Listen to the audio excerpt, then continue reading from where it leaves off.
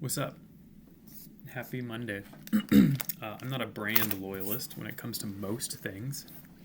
Certain brands I like, usually because their products are good, and not really anything to do with brands in general. I actually really don't like the idea of upcharging because it's a brand. I don't mind upcharge if the product is better. One thing that I feel like a lot of brand loyalty gets weird at, because a lot of people are like, well, I don't buy designer and I don't buy brand specific stuff. But people get really brand loyal with food, and people like hate off brand food. And I've never understood that. But it also will often signal like lower status to people and stuff like that. Like buying great value version of stuff. And I don't personally care as long as the product tastes good. I bought these guys for my office. They look like Oreo cookies, and they're called Creamies. There's a good deal. I don't mind having off-brand stuff in my lobby for people to eat and enjoy. I have a lot of brand stuff. I kind of just go with what's good. These were a good deal, so I'm like, let's give them a go. Other off-brand stuff has gone smoothly. I don't feel like these are getting eaten like at all. They have a decent shelf life, so I'm not concerned. But I've bought some stuff before for my lobby that people don't like, and the shelf life has started to get concerning, and I've had to be like, eat it, or it's turned into my work snacks. I've not tried these yet, and I'm curious if they suck, because sometimes they're just not made well. But I'm going to decide right now if people are trying them and not liking them, or if it's a brand issue. Oh, they're tiny. Oh, look at that already. See that? Normal looking. Weird looking. They stacked it wrong. Off to a poor start.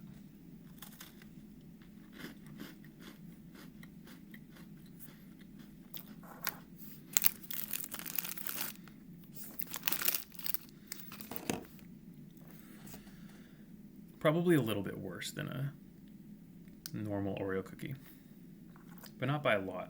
The texture on the bottom threw me off. I bit down on the flat side, which probably wasn't the right idea. Like right when it hits your tongue, there's a blandness to it. I think the cookie part's blander, but the cream part's alright. This one was pressed properly. I think the cookie's lower quality and the cream is fine.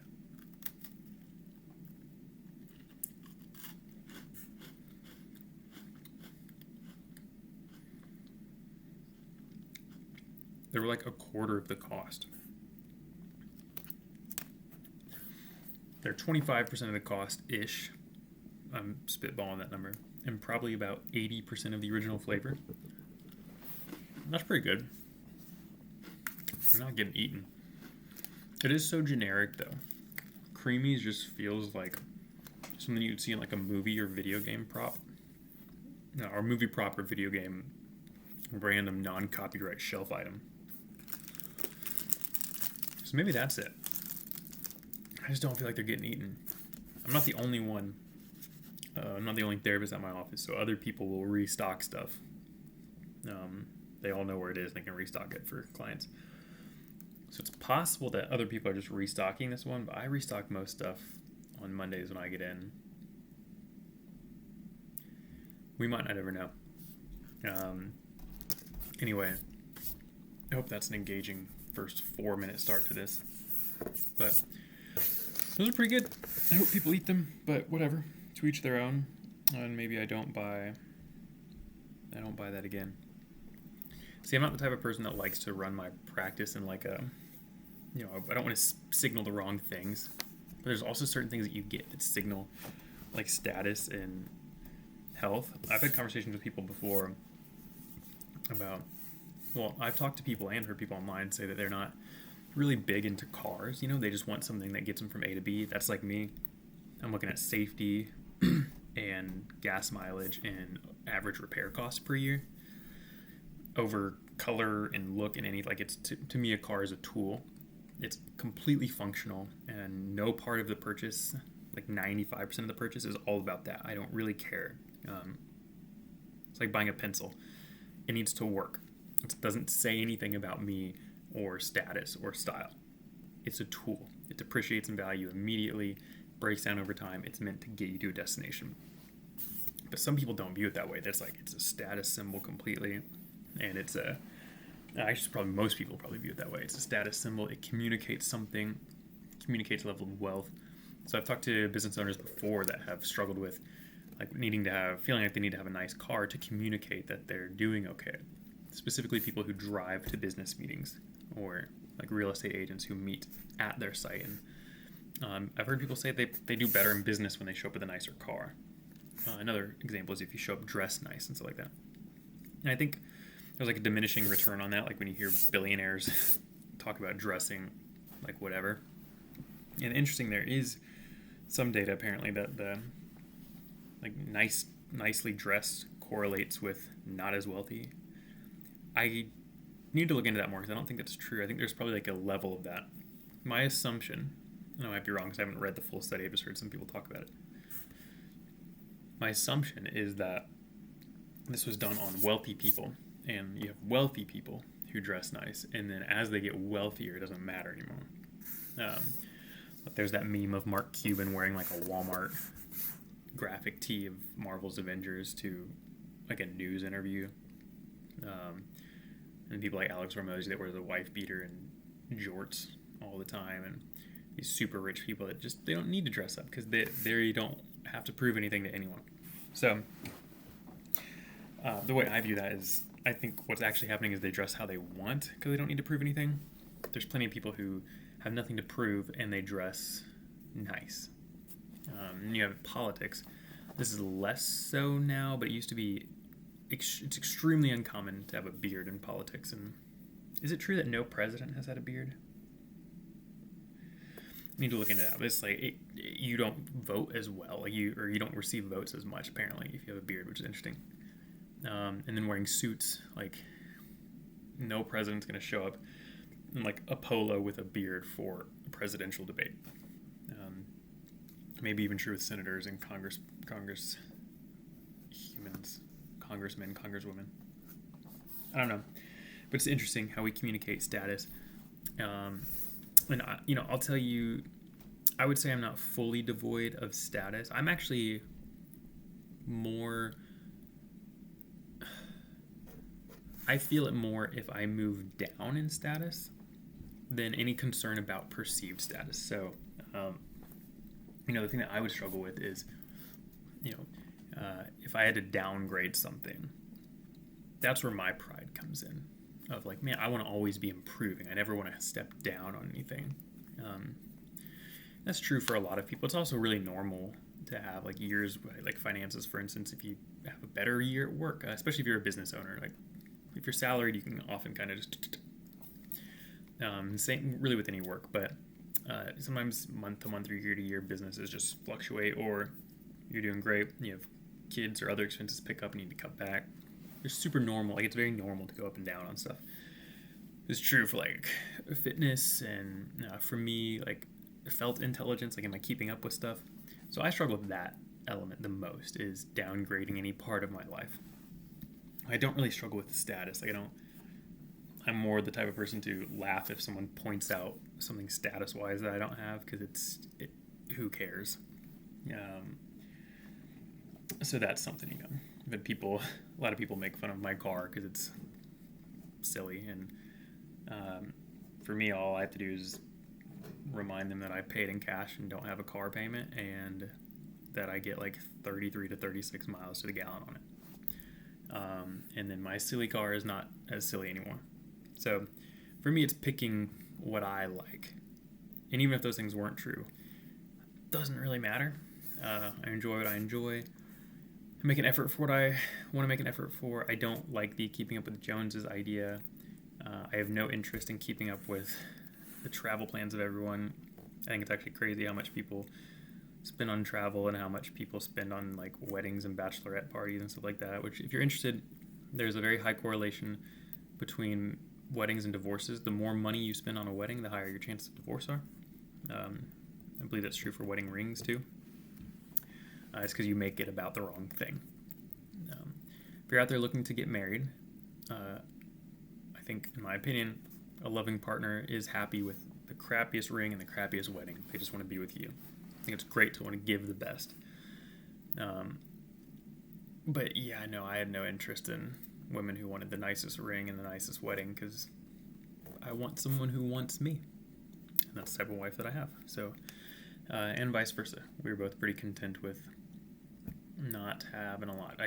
We both kept our bachelorette parties very laid back and simple, and they were great. So same with the wedding, didn't go crazy. So just a fun extra thing there. And people remember relationships and interactions with you and emotions more than they remember wealth. And when they are remembering wealth, that's not about you, because if that's the thing that's important, if the status is important, and you lose that, now you've lost value. So if you make your value about these external things, you're so shallow with how you're rooting your life.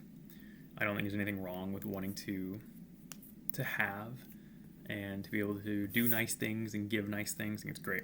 If it comes from a place of wanting to be seen that way, that's for sure going to be problematic. At some point, it'll catch up with you.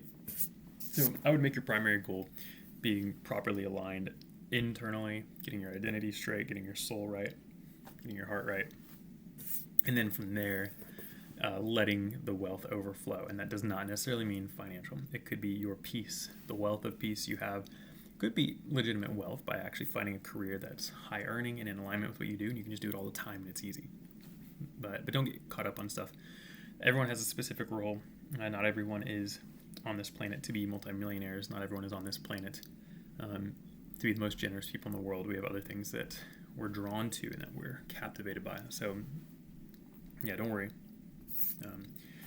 And I, as a therapist, I've worked with plenty of people who have money, but life is meaningless.